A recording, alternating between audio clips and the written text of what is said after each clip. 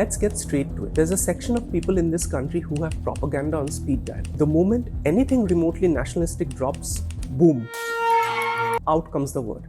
It's like they set an alarm for it. They were waiting, they were ready, and now they're happy. I posted a short on why I don't think Dhurandhar is a propaganda film just few days back. One person in the comments called me something that loosely translates to clueless and delusional. He then sent me a video by some guy who reviews films wearing a mask. A mask. You're going to come at me with truth bombs but hide your face while doing it? That's your credibility right there. And then there's Dhurandhar, a man who has cracked the YouTube algorithm better than most. I'll give him that. Here's what bothers me. Every film getting slapped with the propaganda label right now is a film with nationalistic themes. That's it. That's the pattern. But no one called Firak propaganda. No one called Homebound propaganda. Those films had a clear political lens too. Was every frame of those films factually accurate? Was there zero creative liberty taken? Of course not. But that label didn't get applied there. Why? Because it aligned with a certain worldview. Look, any film that captures audiences' attention at scale will attract controversy. But why is Dhurandhar capturing attention? It's not because it's anti-Pakistan or anti-Muslim, like the wokes are keeping screaming about. Fighter was anti-Pakistan. It flopped. Dhurandhar worked because the storytelling is sharp and the technical filmmaking is genuinely outstanding. I've said this in my review already, so I won't repeat it here. But if you don't want to take my word for it, go read Bharadwaj Rangan's review, a critic who strips all ideology and just looks at the film for what it is. And this brainwashing argument, if this film is going to brainwash an entire generation, we should see a flood of RNAW applications tomorrow morning. We won't. Because that's not how films work. If films could do that, Laksh would have filled up the army years ago. It moved some people for sure, but not the nation. By the way, did any of this actually happen? Did Pakistan play a role in Kandahar Parliament attack 2611? Yes. Do Rahman Dakat, Uzair Baloch, Ilyas Kashmiri exist? Yes. Is there a photograph of Ilyas Kashmiri holding a severed head of an Indian agent? Yes.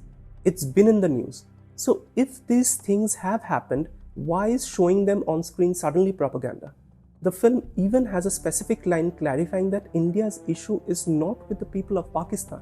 It's with the terror elements that are causing more damage inside Pakistan than anywhere else. That's why the film got banned there, and that's why it's being pirated there, because it hit something true with the audiences there as well. And for anyone claiming that this is anti-Islam, my Muslim friends have seen the film and they have loved it. There is no negative portrayal of Islam in it. Full stop. One more thing, there's a respected film publication that took serious heat last time for giving the franchisee a negative review. This time they quietly skipped reviewing it altogether. I get it, the trolling was ugly and I don't support that. But another critic did post, and look, I really tried to understand their point. The problem is their political ideology kept leaking into the film critic, and exactly that's why we shouldn't be doing that. Review the film, not the filmmaker's voter's card. Now stepping off the critic hat for a second, yes, there are scenes in the film that show one political party favorite. That's fair to point out. But most of what's in the film is factual. Acknowledging that doesn't make you a fanboy. It just makes you honest. And if people have such a problem with films like that, which is being celebrated in India right now, they're free to make films which show the other side. This is a democracy. You have that freedom.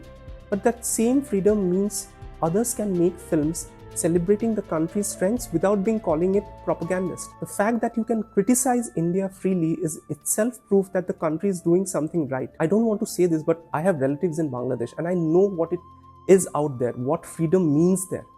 So don't use your comfortable life to trash the system that gives you the comfort to do so. Every country has problems. America has weekly mass shootings. Europe has its own crimes and regulatory suffocation. Japan has one of the highest depression rates in the world because of how tightly wound its society is. No country is perfect, but har desh perfect nahi hota hai, usse perfect banana padta hai. Figure out where you fit into that. Bottom line, enjoy a well-made film for what it is. A technically brilliant film which is shifting the benchmark for Indian cinema. That should excite young filmmakers. That should excite audiences as well. That's the story here, not propaganda.